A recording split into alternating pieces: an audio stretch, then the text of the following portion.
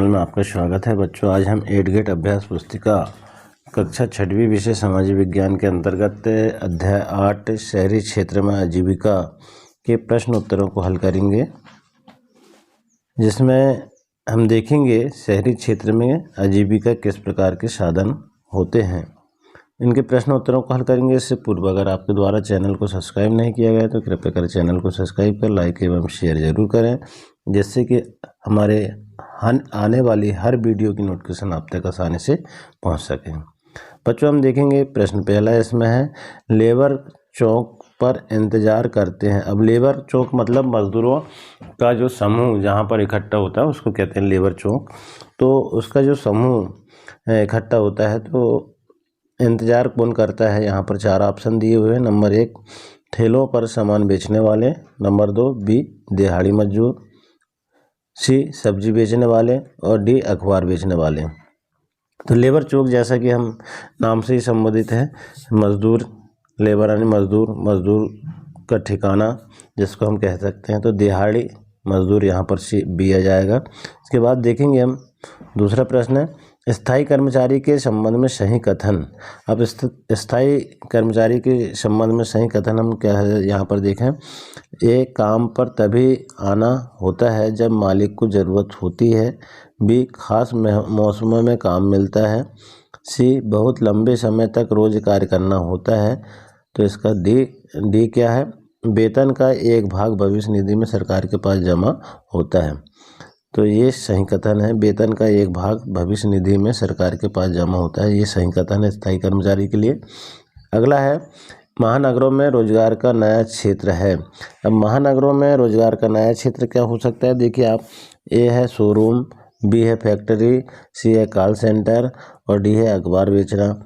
तो हम फैक्ट्री देखेंगे, इसमें सही आंसर हो जाएगा महानगरों में रोजगार का नया क्षेत्र। इसके बाद अगला प्रश्न है, शहरों में स्थायी दुकान के लिए लाइसेंस किसके द्वारा दिया जाता है। तो उत्तर देखेंगे इसमें, शहरों में स्थायी दुकान के लिए लाइसेंस नगर निगम देता है। अगला प्रश्न है, बच्चू मांझी शहर क्यों आया था। उत्तर देखें, वे अपनी चीज़ों को बेचने व मरम्मत करते थे, उनके पास रोजगार न होने के कारण वे शहर आया करते थे।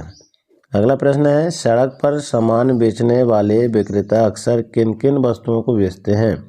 तो सड़क पर सामान बेचने वाले विक्रेता कपड़े, प्लास्टिक, खिलौने, लकड़ी का सामान, सब्जियां इत्यादि सामान बेचते हैं। इसके बाद देखें अगला प्रश्न है, अहमदाबाद शहर में सड़कों पर काम करने के संबंध में किए गए सर्वेक्षण में क्या पाया गया। उत्तर देखें, सर्वेक्षण में यह पाया गया कि काम करने वालों में 12% लोग सड़कों पर कार्य करते हैं। अगला है प्रश्न, लेबर चौक से क्या आशा है। तो क्या आशा है बच्चों, देखें हम, कुछ लोग रेट को लेकर मोल भाव करते हैं, उनको लेबर चौक कहते हैं। ये दिहाड़ी मजदूरी काम करते हैं, ये लोग मिस्त्री और मजदूर होते हैं।